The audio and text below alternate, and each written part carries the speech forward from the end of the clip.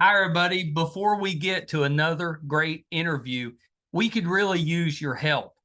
IMDb, which is the entertainment database, recently named the Too Opinionated podcast one of its top 100 podcasts. This is a monumental feat for this program. We're a father and son team out of a small town in West Virginia, have been doing this for about 5 years. There's 15 million podcasts out there. About 40,000 of those get to the point that they're listed on IMDb. Out of those 40,000 out of the 15 million, we were ranked number 82. Something that we're just immensely proud of. We're so thankful for our listeners, our watchers, our fans. Thank you so, so much. If you would like to help us out, and we're asking for it, please. It's easy. It's really easy. It's free. If you go to IMDb, that's imdb.com, look up Too Opinionated Podcast, and just take a look at the page. That's all you have to do. I mean, you're welcome to look at the cast, look at the episodes so you can kind of see who's been on the program. Do whatever you want. But even just bringing up the page, imdb.com, Too Opinionated Podcast, bring up the page, look at it. That helps us so much. So please, if you can do anything, we would really appreciate that. Our YouTube channel is MeisterCon Pod. Love to have your subscription there. It's also free. And you can also check out our website, meistercon.com, where you'll find almost 700 episodes, audio and video, available on there. There's also a terrific blog from Brett, and it'll let you know anything that we have going on in studio, if we're covering a convention, if we're going on location, anything that we have going on will be on the website, meistercon.com. Thank you guys so, so much. We appreciate you so much. I can't express enough how appreciative we are of all of you. We never expected to do as well as we have, and that's all because of you. Thank you so much. Enjoy that interview. Bye, everybody.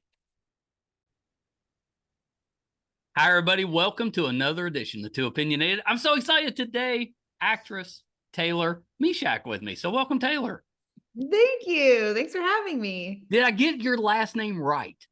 You shockingly did. Yeah, it's very impressive. Yeah, because it phonetically looks like Misiak, but I've heard people pronounce it that way, which as a podcaster prepping for an interview, that's the worst. Because I look up and I'm like, let me see how they pronounce it. And that's how they pronounced it. And I'm like, yeah, that doesn't seem right to me. No, and it's funny that I have even, close friends who it just sort of doesn't come up, and then I'll say it and I'll see them kind of go like this. And I'm like, that is actually how my last name is. Yeah. But you don't want to be rude. You can't blame people for just reading it and how it is. Well, that's it. I mean, it's, we all struggle with names we're not familiar with. Yeah. With that. So good. That is a rare occurrence that I've actually got it right. Well, you crushed it. So thank you. All right. That's really all I had. So. Oh, that's it. All right. Bye, guys. Now, Taylor, let's start this way. What got you into the entertainment business? Difficult business to get into. Why'd you want to go into acting? I really had like kind of a fascination for acting the first time I saw a musical, which was actually, weirdly enough, a musical made for television. I was watching CBS version of Sondheim's Gypsy, starring Bette Midler. Oh, that's a good one. It's a good one. And I'm actually kind of freaking out today because it was just announced that Audra McDonald is doing the role on Broadway. Yes, it just came out. I was texting all my friends before this interview. I'm like, we're going to New York. Because as you could tell, it's one of my favorite musicals. Yeah. But yeah, I watched that with my mom when I was 7, and I was like, I would love to do this. And that was the kind of the age where I was experimenting with a lot of different activities, and I was at pretty much all of them. Like my mom had me in figure skating. I was in basketball. I was in all kinds of things. Yeah, that's when you're figuring out what you want to do and how you're going to meet people. And my mom was super supportive, and I was at an audition for our local children's theater the next day. And so then to be growing up always doing it, community theater, theater in school, I just like my love for it grew and grew. And then it wasn't until kind of around my high school age that I started seeing really beautiful, professional, impressive regional theater at the Guthrie in Minneapolis. Yeah. And those actors I was like, oh, these are working actors that are doing television, they do commercials, they do theater. You don't have to be Julia Roberts to Right. be a professional actor. Like That's right. you could pay your bills and do it. And once that concept like really dawned on me, I was like, this is just what I want to do with my life. I can't see myself doing anything different. So then I really focused on like making it my profession as opposed to just my hobby. Yeah. Well, yeah, and that makes sense. So it sounds like your parents were very supportive. Did they give you the what's your backup plan? Yeah. Oh yeah. I got that a lot. And not, but fortunately, you know, I moved around a lot growing up, and I did theater both in and out of school, and I had the privilege of working with like really, really talented peers. And I do think my experience was a lot gentler than what I saw some of them go through in terms of that conversation of Yeah. support with your parents. Right.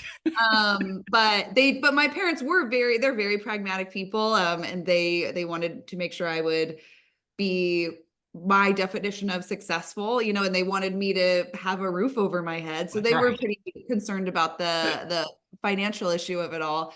But we did talk about, you know, giving it my best shot and always keeping my options open. I did like speech and debate in high school, and I also really liked speech pathology. We were talking about I could be pursuing acting while maybe also doing like public speaking coaching for executives, or I Yeah. could get into like really go down the path of speech pathology and education. And so that was always like they were always kind of buttering me up about other fields that were more legitimate in terms of occupation. But once I had said I wanted to like go to school and really study acting, and that I was going to move to LA after graduation, they were very brave and let me figure it Yeah, out. because that's a leap when you say I'm moving to LA. Because Yeah, it everybody definitely knows, they may not know what exactly happens, how you get into the entertainment business, but they know LA, if you're moving to LA, that's what you're trying to do. And all of yeah. us as parents were like, ooh.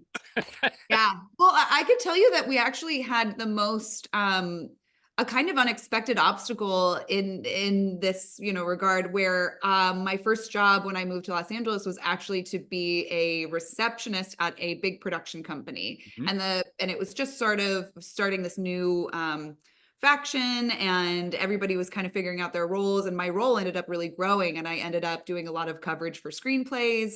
I ended up doing a lot more executive assistant work, and suddenly after about a year there, I was like really going down the path of production and pre-production, and like it just sort of a different category of the industry than what I had came out here for. And my parents were so proud. They're like, oh my gosh, she's working a lot, she's reading scripts, she's with all these big actors. Like we had people coming in and out, but I wasn't being seen as an actor, and I wasn't Right. auditioning because I was basically starting a career down a different path. And I had to make the decision to quit that job and go get a waitressing job. It's scary. And that was scary. And that was I think that was a lot harder for them in terms of like, well, what are you doing? Yeah. But I got great advice from somebody who worked, a really, really fantastic executive at that company, was like, look, Taylor, like it's a cliche for a reason. You need a part-time job to do auditions because that's a full-time job. That's right. You can't have these two different jobs. And I know it feels like they're thematically attached, but at the end of the day, if I'm like reading all these screenplays and doing all this coverage and going to all these meetings, I can't audition for stuff. And I won't be auditioning for the movies I'm working on because I'm working on them in a different capacity. That's right. That's right. Well, and good for you for recognizing that, because most of us, especially when we're younger, we follow the money. Yeah. You know, and you make that decision. You're like, okay, this isn't exactly what I want to do, but I can make a living at it. So I'm just going to do it. And then 20 years down the road, you're like, yeah, I made the wrong choice. not what I signed up for. Yeah, it was definitely tough. And, you know, but it's just, I was like, I need to at least have tried auditioning for a certain amount of time before I can I don't want to even use the language give up because I don't think that's part of it. I just think like making any kind of pivot or changing your Yeah. trajectory. I was like, I can't change if I haven't really done the other thing at least over a little bit. So that was the kind of We ran driving into that. factor. My son and I, when we started the podcast, especially in my case, because I was walking away from a career that I've been doing most of my Yeah. life, you know, but never was really excited about it. It was just kind of what I fell into. What you Was did. that. Yeah. Yeah. So when we started the podcast and it started doing well, I was like, hey, I actually kind of like this. I'm So, enjoying so this. then it Yeah. worked out okay, but there was some moments there you're like, oh, I have really screwed this up. But I chosen poorly. did you find that having a like really authentic like excitement to do Oh, it it like makes all the difference. yeah, it energizes you through some of those tougher times in a way that might feel more tiresome in a different Well, in a that's different it. And I've got more of a passion for it. So I tend to yeah, spend more time doing it, but it's productive, you know, and honestly, if it hadn't worked out, I still wouldn't have felt like I made the wrong choice because I had such a need to try it. So at exactly. least That's I know exactly that. it. Yeah. Yeah. Well, that's good. That's good for you because it sounds like you could have made a career in Hollywood, just not as an actress. Right. Well, maybe. I mean, what's nice is all of those skills that I learned at that company were have been very helpful to this day. And I got a really profound understanding of screenplays that I had not had otherwise. Like I went to school for theater, and so I knew all about Right. all these wonderful plays and was like ranting about Gypsy all the time and talking about all these and like to get to LA and start reading screenplays and seeing how these scripts really function and how they function differently from theater was super helpful. And I got to be privy to conversations about casting and just I mean, development do you and have at some point, do you want to step behind the camera? oh, definitely. I mean, I've already in the past couple of years have started working on like developing some of my own things. Oh, that's And exciting.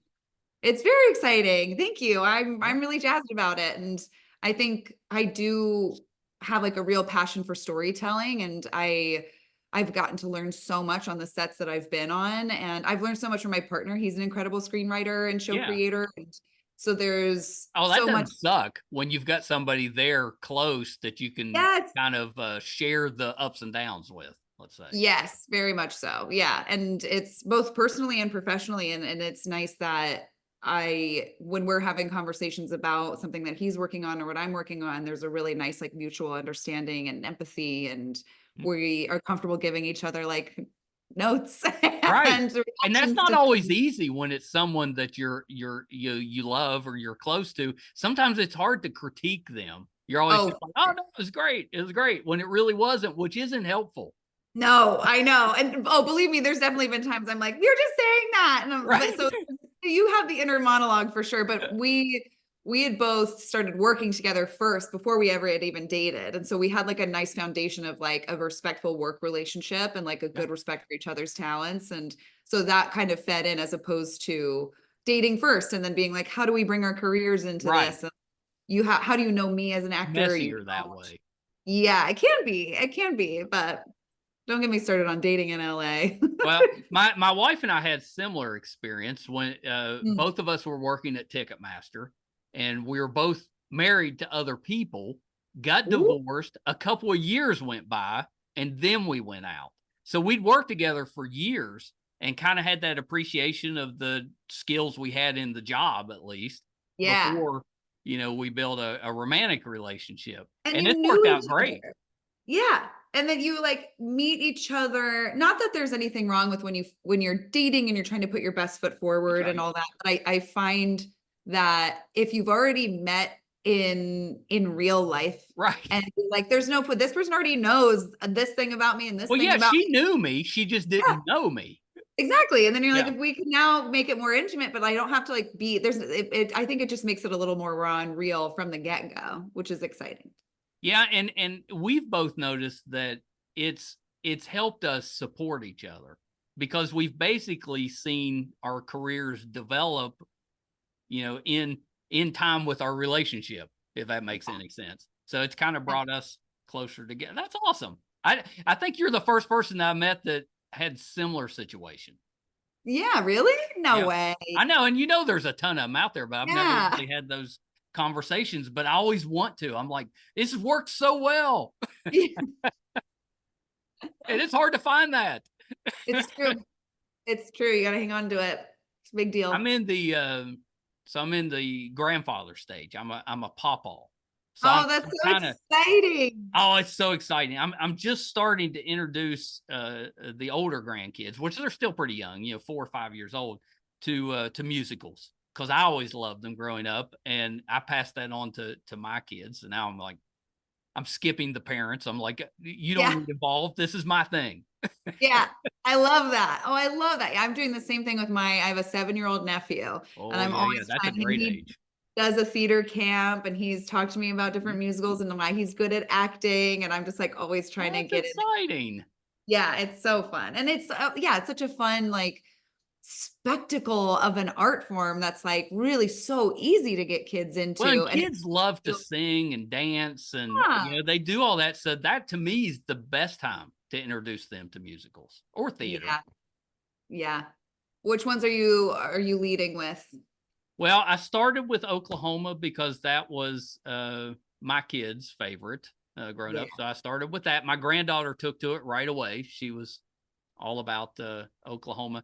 But as I've gotten older, I've switched to more like more plays, I think, than musicals. So I'm more like Arsenic and Old Lace, that type of stuff. Yeah. I'm kind of enjoying that stuff more. Although, I saw Jersey Boys on Broadway and stuff and loved it. I was such a Frankie Valli fan, and they do such a good. I mean, it's like you're listening to Frankie Valli. It's so good. I know, it's so impressive. Oh gosh, that's not a voice range that's easy for most of us to reach. Yeah, big time. I find with kids too, the show Noises Off can be really fun because it's just kind of like this big physical farce of a thing, and it's just really entertaining for kids and adults, which it's pretty great. I mean, kids, they come with their issues. They're not perfect all the time, so it can be a little stressful. But if you can just kind of lean into the kid side and the wonderment of everything and the enjoyment, I mean, they're happy just as a default. Yeah. They're interested and curious about everything. That's just the default. But somewhere along the way as adults, we miss all that or we lose all that.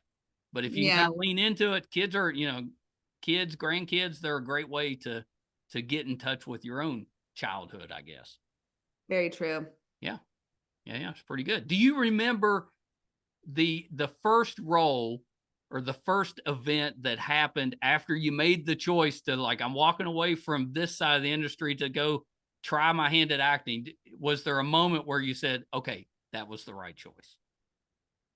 Yeah. Well, I mean, I think that I look back and think about how incredibly lucky I've been, where I've had a pretty steady, very slow, but very steady trajectory of wins that would reinforce the thought that I was doing the right thing. Yeah. So, the first thing that I booked was one line on About a Boy. And I've seen that. That's a decent show. It didn't last long enough. It was a cute show. I liked it a lot. A really great cast. It really did. That was like my first television credit, and it was so exciting. I like said 2 sentences and it was unbelievable. And I was like, oh my God, Did you have a watch party before it came out or when it came out? I did with I'm sure my parents did on their own back at home, but I was living with my college roommate, and I had moved out here together, and we were of course like both so broke, but she went and bought a bunch of cupcakes from Ralph's and a really cheap champagne. And we just had like cupcakes and champagne, and we watched it. It was so exciting. And I was so excited it wasn't cut. I was like, I don't know, it's such a small part. You never know when things are going to get cut. And that felt like so validating and so exciting. And that was maybe within 2 years of moving to Los Angeles. So then it was enough to make me feel like, okay, I'm doing the right thing. It was enough to kind of make my family feel like I was maybe on the right path. But then, of course, I don't book anything for another like year. And then right as I'm like, maybe that was my one hit wonder, I book one word on a show. And then I go do one word on Crazy Ex-Girlfriend. And I'm like, this is it. And so it's like, it felt like every time I dipped back into like, I don't know if this is the right thing, I would get enough validation from a job that would kind of get me back into it. And then slowly there was like a momentum that picked up and I really felt like I was in a little bit more control and I could see the light at the end of the tunnel a little bit. It's hard, but I mean, that About a Boy credit really like was such a godsend and I was so lucky to get it. And that was like a real, having those cupcakes and cheap champagne. Yeah, I was gonna say it was enough to keep you going until the next one came along. For sure. Actually, the Crazy Ex-Girlfriend was the first time. I've only seen one episode of that show, but it was your episode. And, oh, cool. And I wasn't even watching the show. My wife, that was one of her shows that she watched. And I just happened to sit down, because I was coming through. But that I remember that one because yeah, it was just like I was thinking it was a line, but maybe it was just a word. It was a word. She says something about my boyfriend cheating. It's a very funny song called Women Gotta Stick Together. And it's like such a fun, like musical theater pun. It was directed by Kenny Ortega, which was like such a big deal. Yeah. And we were there all day because it was this big, like huge number. But someone mentions that my boyfriend cheated on me with my best friend. And I turn to the best friend and I go, what? And that's and to this day, I get texts from people being like, oh my God, you're in this Crazy Ex-Girlfriend song for 1 second. And I'm like, yeah, that's me. So if you could choose one word to say on a program, what would be the word? You'd want something that's going to, like, want something like a bazinga or something, something that's going to stick in your head. Perhaps. I think that's not a bad suggestion. I kind of do love what, because it implies that there's something being done to my character and that my character is not understand. Like it implies conflict and interest. Yeah, you could reuse that one over and over. Yeah. So I'm like that. Anything that makes it a little bit more intriguing, I think is exciting. But yeah, or just like a catchphrase, like a bazinga would. You need something like that. But yeah, I kind of like the what, because that's almost, it could be your catchphrase if they use your like facial expression and everything with it. Yeah. What? Well, and I saw you on American Vandal, which was the weirdest show with that. I can't even remember why I started watching it. It's something about it caught my eye, but I actually really liked it because it was just making fun of all these other shows. They're ridiculous. Yeah, it's a really funny. So my fiance Tony Ascenda created and directed all of the episodes, and I am like such a big fan of the show. Oh, it's great. Yeah, it's so good. It's so good. And it is, just like a really funny meta commentary on true crime and on shows and on our whole generation, our relationship with technology. Like there's so many things about it that are funny, but also thoughtful. And my favorite kind of TV, which I happen to be on a lot, is like very stupid, brilliant stuff. And I think American Vandal is very brilliantly stupid. I think like that. That's a great way to describe it. It's just brilliantly stupid because it's just ridiculous. It's dumb. It really does kind of lampoon all those other true crime things that we're so obsessed with. Yeah, it does. And it talks a lot about like why we're obsessed with it. It talks a lot about the relationship between someone making a documentary and the people that they're making it about. It's a super, super thoughtful show. And then I was so happy to get to be on. Yeah, I have a cool little part in season 2. That is really fun. And yeah, tell him that the Wall household, big fans. I will. He'll be happy to hear it. It's like when we watched the first season, my son was still at home with us. He's moved out since then. So I kind of had that connection with him, but we liked it enough that we passed it around to all the kids. So it's, hell yeah. You tell him I love to hear that. Yeah, we're big fans. We're big. It's really good. It's so easy to watch, and it's exciting too to see like Jimmy Tatro's career just absolutely explode after that. I mean, Right. he was already making so much stuff, and he's a really creative, talented person, but I think that really launched him into the next Well, stratosphere. it made it so people knew, like Yeah, people recognize him because he's in a lot of stuff. People knew yeah, who he was after this one. yeah, big time. Yeah, Yeah, that's pretty good. So we got to talk about Dave because speaking yeah, of weird shows, yeah. that I remember when when my wife and I started watching Dave when it first came out, and we're like, "What is this?"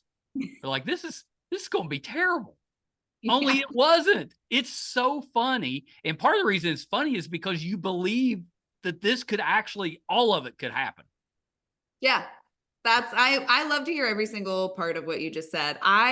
When our like posters were released and the general conceit of the show was sort of revealed, but before we premiered, there was so much commentary online about like how it was going to be bad. And I just knew because we just finished wrapping how good it was going to be. And I loved that. I loved that people were like, this is going to be We the all worst. just assumed that he couldn't rap. Of It was going course, to be ridiculous. And he then was assuming he can't he's rap. actually really good. He's so good. I mean, I think that, yeah, the assumption is that either he can't rap or it's going to be like really gratuitous and self-involved or it's going to be like really, really male driven. And like, there were so many assumptions that people were making.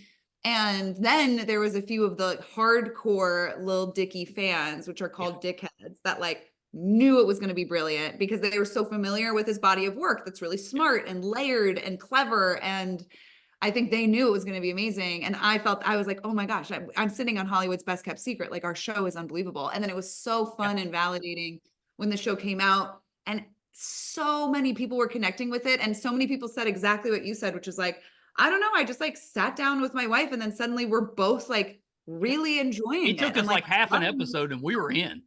yeah. And I mean, we have so many cool secret weapons that people didn't anticipate. Like Gata's performance throughout the entire show Yeah, is he's been so terrific. he's Yeah. unbelievable. And there's nobody like him in television. And it's such an honest and yet absurd performance. And like people just aren't expecting it. I think that people think they're coming in for a goofy comedy and then they get gut punched with this Yeah. like sentimental, like Well, heartfelt. he's had a couple of those episodes where it's like his character's having a really hard time. He's really going through it, and it kind of catches you off guard because you look at him as more of the kind of the hype guy or maybe even the comic relief at times with that, and then you see these episodes where he's really, I mean, if he's acting, it's really good. Yeah. Because you feel like you're going through these difficult times with him, and he gets so upset and down, but then whatever happens, he's right back. He's back to himself again. That's a great character. Yeah. It's really, really unique and really special. And he's the best. Well, and we loved you right from the beginning. Because you're like you play a very believable, if you're the guy you were seeing suddenly became famous, how would that affect you? And you do it really well because it's not always, oh, this is awesome, this is great. You got to deal with all that comes along with the fame, which isn't always positive. And I thought your portrayal of that, very realistic, really good. Thank you. I love the character of Ally so much. And I think it was a real like gift to it is a gift to get to play her. I think we had like some really smart, helpful conversations, both with Dave and then our showrunner, Jeff Schaefer, about Ally being a vehicle for the audience to love Dave when he is at his most unlikable, which I think is such good television making, because then you can have this character that's really flawed. You get to have Dave be self-involved or make mistakes or piss the audience off, but we still care about him. And it just invites more interesting plots. And I think when you use somebody like Ally to just like still show that there's a way to love him, and she explicitly shows the audience by telling us or showing us, it's just a really cool tool. And they did it all the while making sure she was like layered and realistic.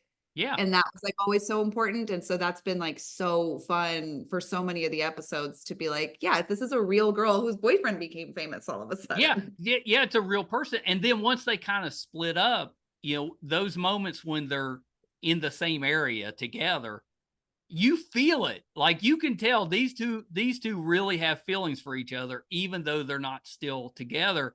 And that you get that kind of awkward, trying to be around each other and have it be normal, but it's not normal because you're used to being in a relationship with this person.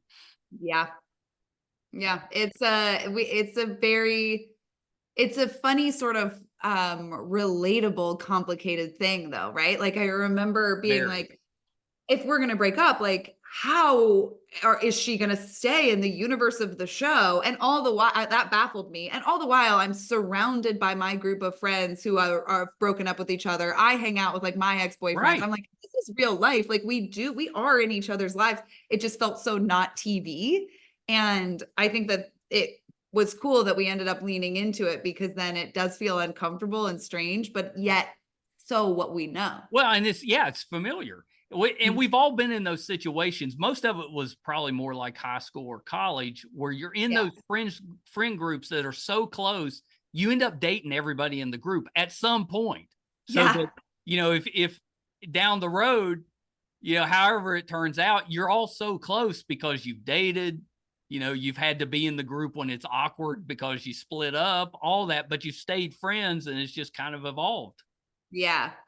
And I appreciated that and by they I mean like the writers and Dave and Jeff like worked on how to keep Ally in the universe because of like what a grounding presence she was in the first season. Well, he And that needed her that first season for he sure. needed her the first season for sure. But like we didn't know, I didn't know what was in store for me. Like as an actor, I was like, do I have a job next year? But I also didn't, I'd never worked on a show at that level before. I'd never been a series regular of a national show before. And so I was just like so happy to be there. And then it wasn't really until the show came out and then people were like, what's going to happen next season? I was like, oh, right. Like maybe we'll get a second season. And then what happens? Like what's going on? Do we But see Ally rapping perhaps? yeah, I'm like, what do I need? I did get a funny message from one of our, someone who was working in production before we started shooting season 3 and we would have different moments of varying transparency with what they were working on. And at this point, I was in like the total dark. I had no idea what season 3 was about. No one had told me what Ally was going to do. And I just got a text that said, can you hold your breath underwater? That would scare me. I was terrified. I was like, for how long? Like, why? What are you talking about? And it was funny because I had confessed to both Dave and one of the writers that I don't like being wet in front of people. I'm like, I just don't like swimming in front of people. I just don't like it. It's just a weird thing. Yeah, I think most people would be like, well, I look pretty good with wet hair. I mean, You would think, I yeah, don't it's have like a that. look. It's a look, It's a but look. not for your girl. And then of course I confessed that to them and they're like, we've actually written that into the show. So put that in the show. And I'm like, oh, okay. So you learn what you can and can't say to the writers, but that's why they were asking. They wanted me to walk into a pool and we did end up shooting it and I did hold my breath underwater. But on this show, as you know, anything can happen and they do so many weird things and so many weird things have happened to me. Dave barfs on my back at one point. I'm like, what do I need to hold my breath underwater for? Ugh. Yeah, that would make me nervous. Yeah. I would be a little nervous about the pool scene, I guess. Yeah. I mean, what was it like when you were growing up? Were you one of those kids that were kind of nervous about going to the pool?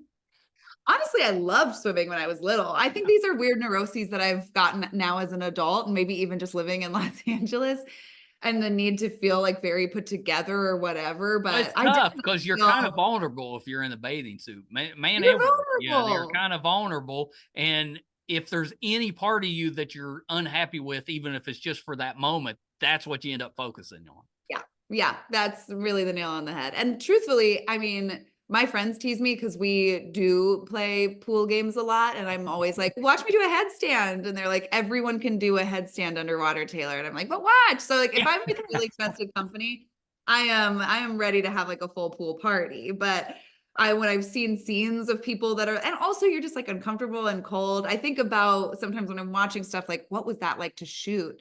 And I wouldn't love to do a like shower pool scene. And then they wrote it in, Of but course it they worked did. out great because they also cut it before I come up for air. We talked about doing like a graduate shoot, like of me like floating under the pool. We talked about all these different things that they were going to do. And then I like where they ended up. Yeah. Yeah, it worked out well. Yeah. Yeah, it was pretty good. Do you like for this new season, I think my favorite episode was the one where everybody thought he was dead. And so then Oh, yeah. he kind of goes through that thing where he's like, by the end of it, he's like, well, I don't want people to think I'm dead. I'm right here. I don't want to take it. I don't want to be famous because of a mistake, is basically what Yeah. he's saying. I Yeah. love that episode. No, I think that was so creative and strange. And there's so many ways that our show ended up being, you know, Simpsons-like in predicting things, because a couple months later, there was like 2 or 3 instances of people either faking their own death or there being a miscommunication about their death Yeah. on Twitter. And like that was kind of wild. And then the show was getting a lot of tags, like it's happening in real life. And like just some other spooky, like, you know, the tour bus exploding. There like really were Oh my tour buses that gosh. have I was not exploded. expecting that. No, Yeah, no. that one caught me off guard a little bit. I mean, I guess we should have been. You kept hearing about the mice or the rat or whatever chewing on stuff, but yeah, I was like, well, something's going to happen. But I assumed it would just break down. It wasn't going to. Yeah. No, the show, I think that's like my favorite thing about the show is it just at the end of the day is so surprising, which is something that I really value when I'm watching TV. I feel Well, like yeah, I think ahead. If a show has my full attention, that's already a huge win. But then it means that I'm also thinking ahead when I'm giving it my full attention and I'm predicting what's going to happen. And so when something so surprising happens, I love it. And I feel like our show really delivers on that. And I'm working on it. But I'm like reading the scripts like, oh, the bus explodes. I mean, That's that's kind of cool. crazy. Yeah, that's Yeah. pretty cool. With that, Yeah. I'm going to say this, and I'll see how it goes. I'm just going to say it. But Dave, kind of to me, was the bear before the bear. The If that bear kind of before the makes sense, because bear. nobody knew what that show was.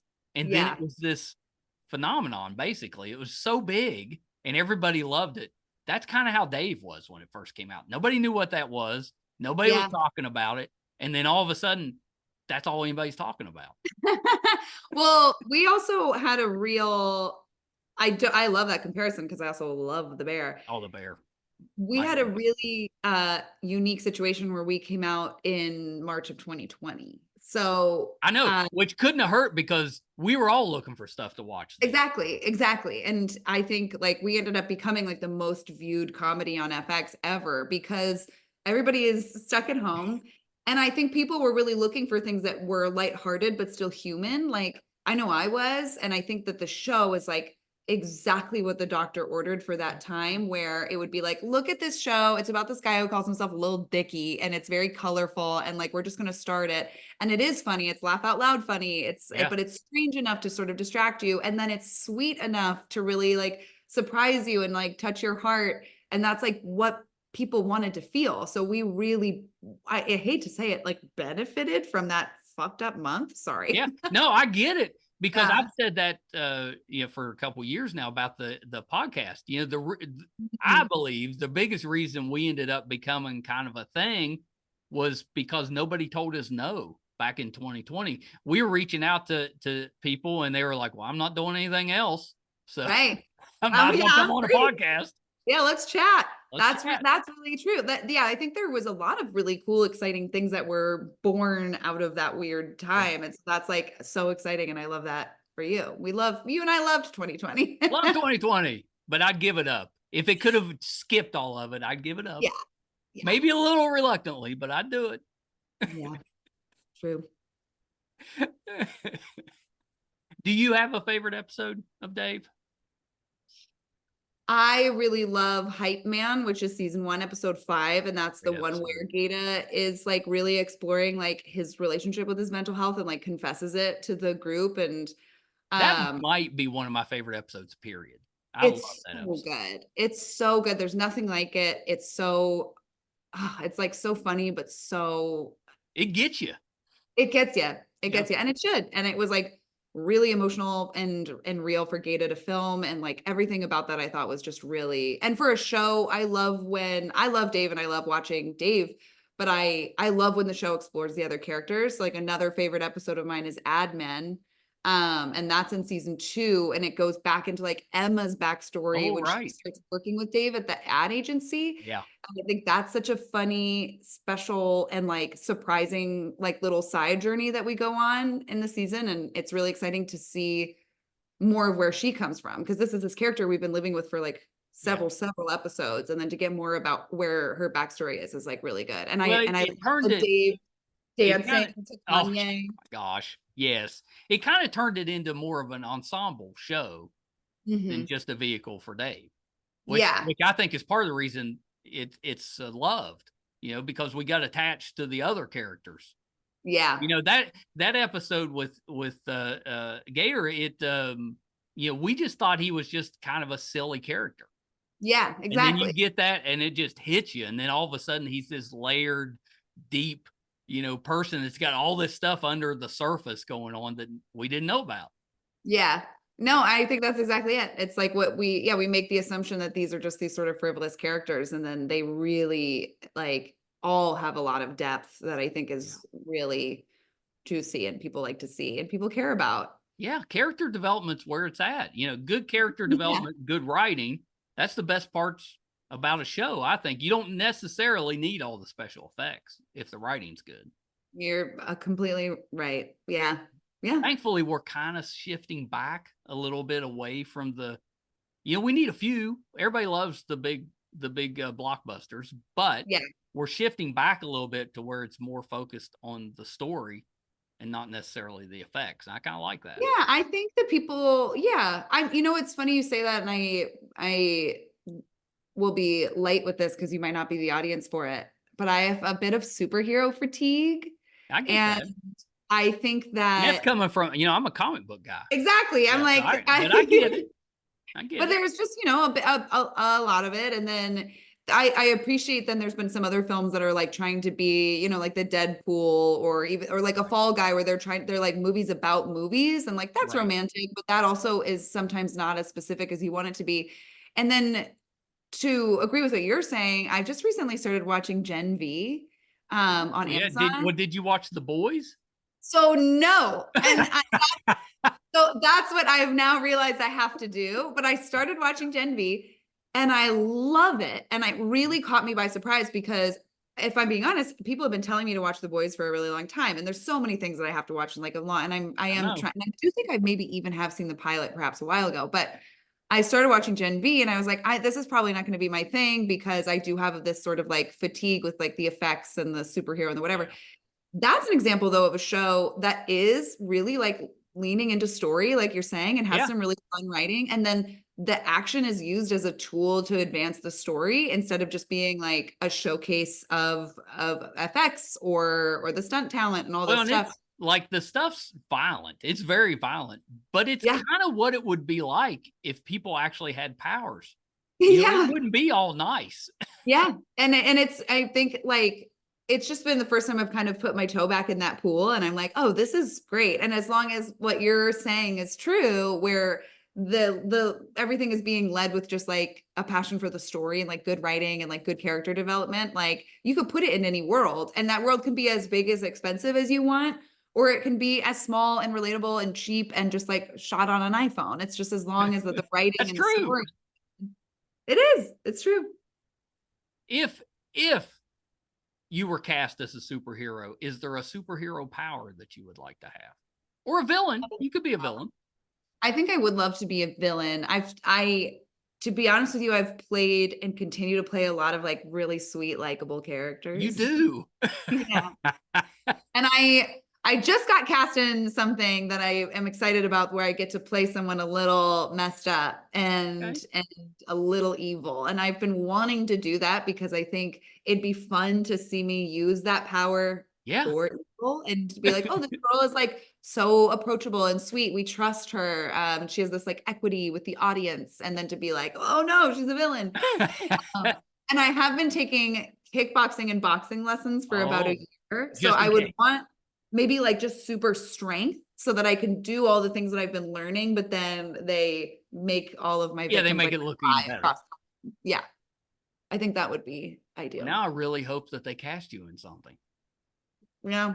You never know. Sometimes you get those big watermarked NDA sides where you're like, this could only be for a superhero movie. Yeah.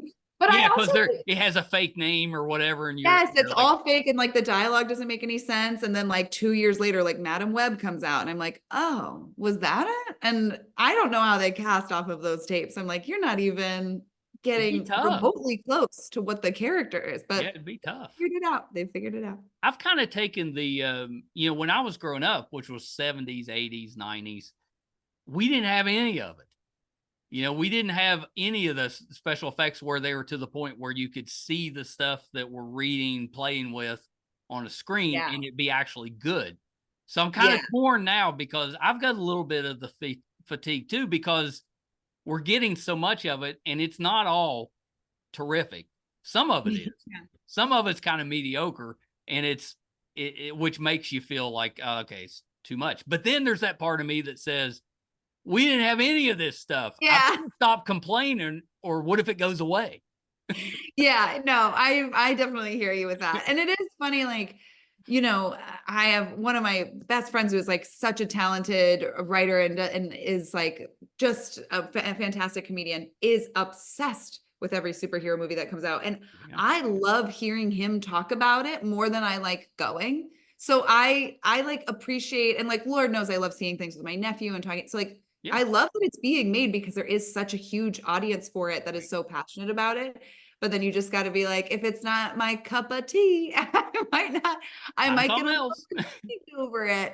You know, I feel like people had different reactions to Planet of the Apes too, the most recent one, which I loved. I like, and I found I was impressed with how much patience I had for characters that were not human, not echoes, if you will. Because it was so well done, and all of those feats of CGI and technology and motion cap made it feel like it was human. That's the kind of stuff that I'm like, that is kind of exciting. That's so exciting. I think that's so cool to make someone like me who goes in being like, I'm probably not going to like this because this isn't just like normally my jam. And I loved it. I thought it was so See, that makes me want to go and see it. It was premiering at the Chinese theater. We were staying at the Roosevelt. So it was like across the street when it came out. And I was like, okay, put that on the list. I need to go see that. But I haven't seen it yet. But that makes me I recommend seeing it in a theater. And yeah, it's really fantastic in a theater. It is longer. So I'm almost glad you didn't take it during your trip, because it would have taken like 3 hours out of your trip. But you should do it now that you're home. I know there's so many 3-hour movies now. When did that become a thing? I don't know. You tell me. I feel like I sound like my dad. Every time I see a movie, I'm like, I wish I could see the final cut. Like there's some where like, we'll just watch that at home where we can take a break or do it 2 nights, you know, do it in 2 nights. Yeah, it took Oppenheimer. We did that with Oppenheimer. It was half of it one night, half of it the next night. Yeah, I did with Flower Moon too. It took me like 3 days. Flower Moon, that's another one. Yeah. That was very long. Excellent. Really long. Very long. Yeah. You know, sometimes I watch something and I'm like, they probably could have added 5 or 10 minutes and fleshed some of that out a little bit. But we don't have that as much as we have. They probably could have cut 20 or 30 minutes and we'd have got the same experience. I think I feel that way even more now that I've seen it so firsthand, both with like my shows or with whatever Tony is working on. I see things that are really great go on the cutting room floor in order to make time, because you have a strict time for television.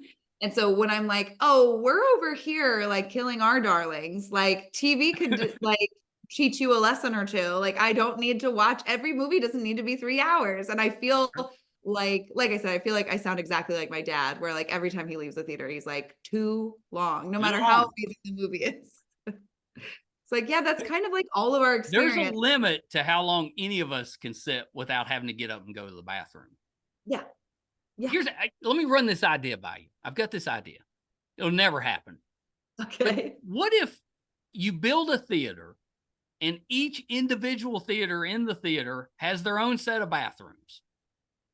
So, and within those bathrooms, they're actually showing the movie that's on the screens. That So you don't miss anything. You don't miss anything. Listen, it's not a bad idea. It You does have to have sound the actual gross. bathrooms within the theater, though. Yeah, you would have to have the bathrooms and then like the sounds of the plumbing, and you would have to know when everybody's going to the bathroom. You would like watch Well, it. see, now you're messing it up with logic. I'm sorry. I said it's not a bad idea. It's not a bad idea. It is only a mildly gross idea, but a very efficient It's one. efficient. Yeah, I do think, they should be pick a movie and have it playing in the bathroom. Yeah, kind of like that too. Because really, are we still at the point where we're sneaking into the theater to see something? Maybe we're still doing that. I saw a group of teenagers try and sneak into the theater the other day, and I must admit, I loved every second of it. I kind of love it. Like, oh, there's Because something. we've all been there. Yes. I It was was like, usually like, for me, it was like to sneak into an R-rated movie. Sure. I think now it's to sneak in past like the $23 ticket. Oh my gosh. Like I know. If you take a date, it's like $75. Yeah. Yeah. I'll still go to the some of our theaters do like $6 Tuesdays. Oh, yeah. And like I love all those specials. When I love going to see the older movies like I just saw Alien in the theater. Oh, cool. Yeah, it was awesome. It was awesome. Yeah. I kind of like that. The problem with it is they're not lowering the price. It's still just as expensive. Yeah. I paid an arm and a leg to see Jurassic Park in a theater once because I just wanted to see Jurassic Park in a theater. But that first one, not any cheaper. Yeah, that first one when it came out, unbelievable. The little scene where the water's bouncing, because you got the Tyrannosaurus coming and stuff. I mean, they've kind of overdone it with all the sequels, but that first one still kind of holds. It's unbelievable. It's so good. And I have seen all of the sequels too because of my love for the first one. I know, me too. I'm still always going to show up for the dinosaurs. I'm hunting that feeling again. Yeah. And I haven't found it yet, but probably because they've done it like 10 times now. Yeah. Yeah. Yeah. Well, Taylor, thank you for taking a little bit of time today. I was so excited to talk with you. I think you're such a talented actress. I'm ready to see you singing in something now. Oh my God, you and my mom, get in line. That's so sweet of you to say. I love to hear about you and your wife and how you guys met and then your whole story. And I love that part of it is sitting on the couch and watching Dave. I think that's so sweet. Yeah. Yeah, we're big fans. That's exciting. I love to hear that. And it took, the fun part for us was when we first started watching it, we were telling people, yeah, Dave, that's the show. Everybody's like, what are you watching? Because we're out of stuff. I was like, Dave. And the answer we got was, what is Dave? And then it was like within a few weeks, everybody was watching it. Yeah. It's so funny how it is so unassuming. And then it's just a great word of mouth show. So I appreciate that you were part of it. It reminded me like binging has taken us away from like the water cooler talk. Yeah. With that, because I kind of like the one episode a week situation because then you can dissect it, and when you run into those shows where everybody's watching, you got a whole week to anticipate the next episode. And everybody. I think it's interesting when I found myself wanting to talk about a show and then it is bingeable, so then I'll go, well, how far are you? And people are like, I don't know, I just saw this happen, and I'm like, well, I think I'm on episode 6, but I just saw this death. You do lose track of where you're at. Yeah. And so I loved, the last one I feel like was really appointment viewing for us with Succession. And like, that was like, we knew everybody was going to be up to date on Succession, and then you could talk about it all week, and then and so I do. And of course Game of Thrones is like my number one sort of television. Let me tell you something with Game of Thrones. I read Game of Thrones in 1993. Right. And at that time I owned a couple of comic book stores. So we had got that, and I was like telling everybody, you got to read this story. Unbelievable. Yeah. Nobody wanted to read that. Nobody cared about that.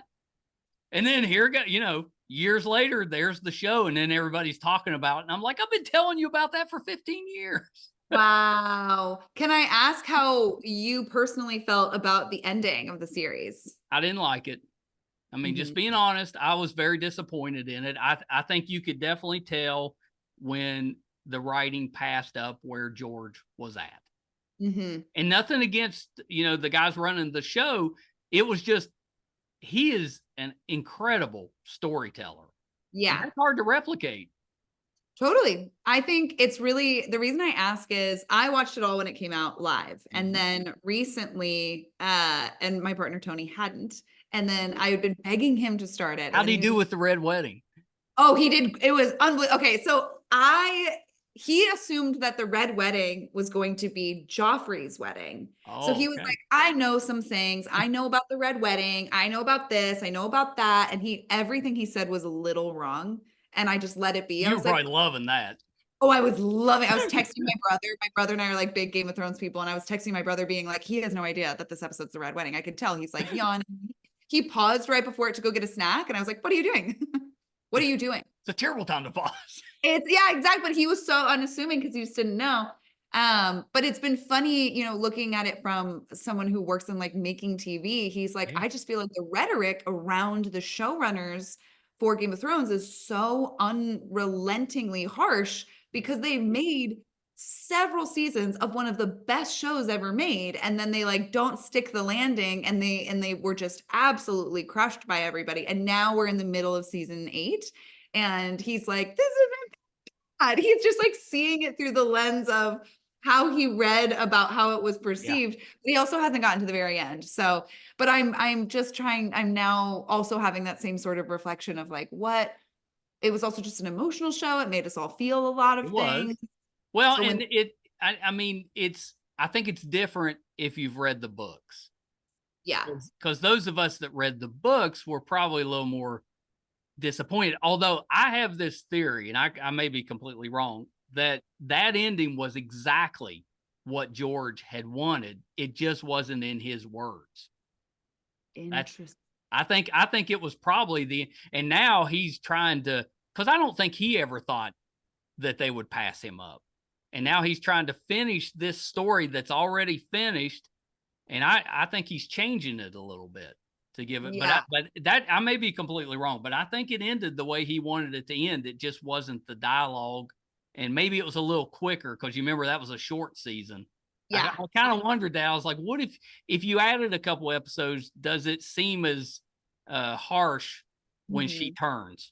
Yes. Because it just seemed like she turned a switch and all of a sudden she's evil. And we're like, what happened? Yeah. Yeah. I think that's a big part of it. Cause like the show takes and especially now that in this instance, I've binged it. And before I was watching it week to week. Right. And it really does show you how they do take their time with so much character development. And then this last thing feels just so like, what's it called? Like conjuncted? I don't know. Yeah. Like it's just kind of, it was just fast. Well, and like you could tell, I think you could really tell the difference in like Tyrion's character. Yeah. Because he was giving these incredible speeches. Everybody's talking about, oh my gosh, did you see that episode? He talked for 20 minutes. It was unbelievable.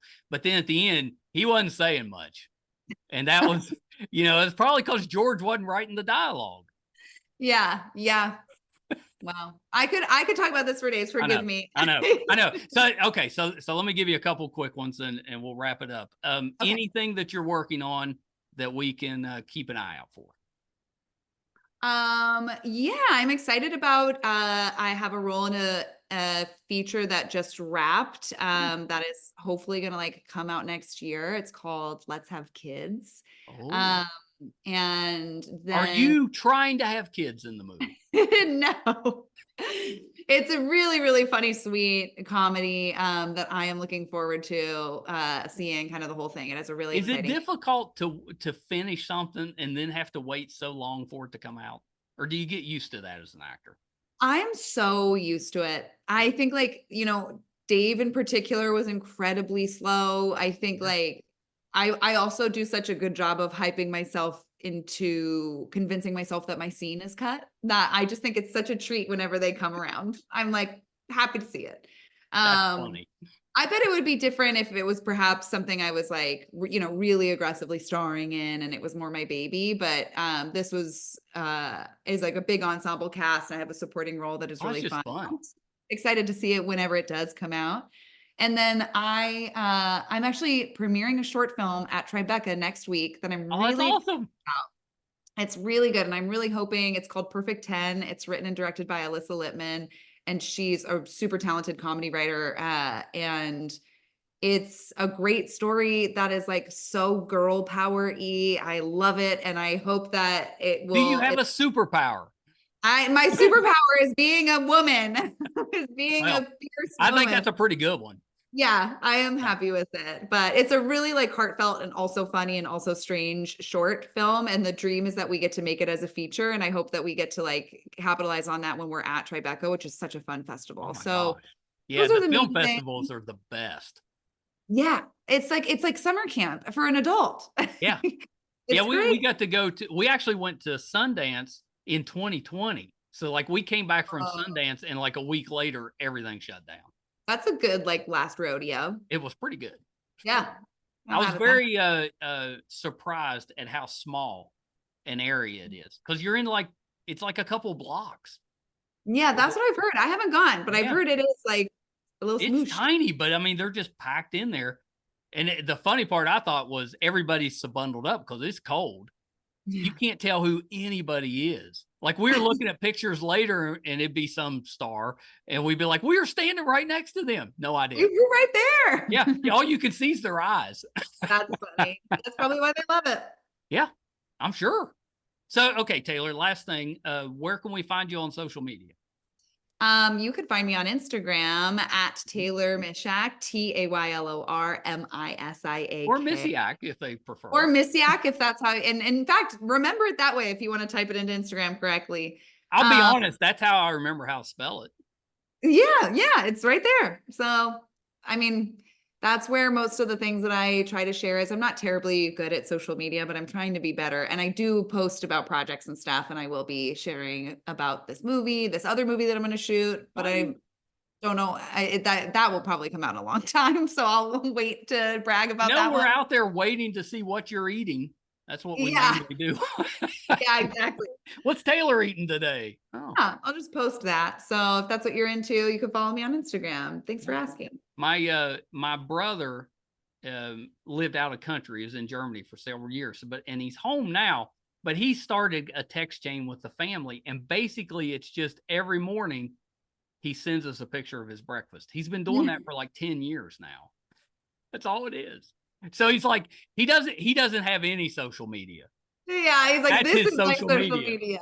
That's so cute. I love that. I'm gonna start doing that to my friends, just without warning. Yeah, and don't give them context. Just say, just these are my eggs. These are my eggs. Here's my cup of coffee. Yeah. That's social media. He's got it figured out. Taylor, please come back at some point. Let's do this again. I'd love to. And then, once I have my superhero movie, you're my first call. Oh my gosh, I better be. I will be so offended. I was like, she promised. Well, I'll remember. All right. Hold on one second. Taylor Misiak, I hope you enjoyed that one. I had a blast. I knew I would. I think she is very underrated. Doesn't seem right. She's pretty well known now, but she's an excellent actress, and I don't think she always gets the credit that she deserves, especially her work on Dave. It's very nuanced, very believable. The whole show is full of characters that the actors do such a good job portraying them as believable characters. But Taylor's, I think, is the best. That's the one that Emily and I really connected with. And we love Dave. We love Gator. We love all of them. But Ally was our favorite. If you haven't watched Dave, check that one out. It can be a little raw at times, but hilarious, well written. It'll touch you at times. It'll affect you emotionally at times. It's just excellent show. So make sure that you support Taylor by watching Dave, and keep an eye out for the movies that she has coming. Pretty exciting. I think I touched on most of it. I meant to ask her. She's done some podcasting. She had table flipping with Elisa and Taylor. I had meant to bring that up. Fellow podcaster, want to bring that up. See how she thought I did. It's podcasting not easy. Okay, I should probably say that without laughing. Podcasting, very hard, very, very difficult. It's pretty great though. Thank you guys for tuning in again this week. I did mention that Taylor was also in the show Players, which was kind of a strange show, but it was an online kind of like a competition gaming type of show, but more of a drama than if you're actually watching them compete, I think, with that. But it's called Players, and she played Morgan on there. So I wanted to ask her about that one. But I'm so glad that we talked Game of Thrones instead. So I'll keep that one in my back pocket for when she comes back. If you're finding us for the first time, really do appreciate that you're here and would love to have your support. IMDb, which is the entertainment database, recently named us a top 100 podcast. There's 15 million podcasts out there. Why anybody would want us on their top 100? Kind of a mystery to me, but I'm so happy to be there. So proud of that. It's terrific. If you want to kind of check us out on there, you can go to imdb.com, look up the Too Opinionated podcast.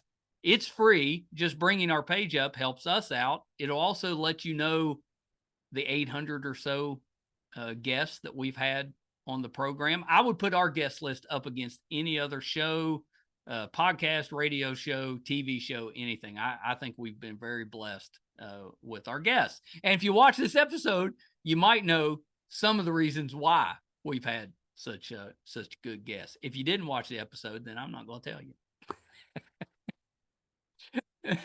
Our website is meistercon.com. It'll let you know if we're doing anything in studio, if we're going on location, if we're covering a convention, anything we got going on, be on the website. And you can also catch all of our content, audio and video versions. So check us out on the website, meistercon.com. Our YouTube channel is MeisterCon Pod. Please subscribe. We're trying to grow that. It's free, but that subscription really does help us out. It helps us to attract these great guests. Thank you guys so much. Till next time. Bye, everybody. Hi, everybody. I'm once again here to ask for your support. It's been a big year for the Too Opinionated podcast. Back in February, we got to live out a dream, moderate for William Shatner here in our hometown. In May, we passed 100,000 downloads on our YouTube channel, and we followed that up in June with 50,000 downloads on the audio side. We recently posted our 600th episode, which is pretty good volume for just a father and son operation. Not too many podcasts can keep that volume up. We've been doing this now for 4.5 years, 600 plus episodes. We recently hit 1,000 subscribers on our YouTube channel, which is a really big deal for us because we've always gotten the views, but have struggled to get people to subscribe. So that 1,000 was a big deal for us. And best of all, we were recently named one of the top podcasts on IMDb, which is the entertainment database. Those that are ahead of us, we came in at number 82. Those that are ahead of us are bigger companies like Disney, mostly Marvel, and Joe Rogan, that type of podcast. So for us, being just a small West Virginia father and son podcast, to be in the top 100 out of 15 million, it's a pretty big deal for us. So thank you for everything you've done for us so far. Got a couple little ways, though, that you can help us, and they're free, and they're really easy. If you haven't checked out our YouTube channel yet, please go to YouTube. It's under MeisterCon Pod. Just hit subscribe. It's free. Doesn't cost you anything. Really helps us a ton. And maybe even more important, if you could go to IMDb, imdb.com, look up the Too Opinionated podcast, and just look around the page. Just having that traffic on the page really helps us out. So that's a couple of easy ways that you can support us, even if you're not listening or watching all of the time. And we want you to listen and watch, because I think that our guest list, I would put up against anybody, any other show, podcast, anybody out there. I think our guest list holds up.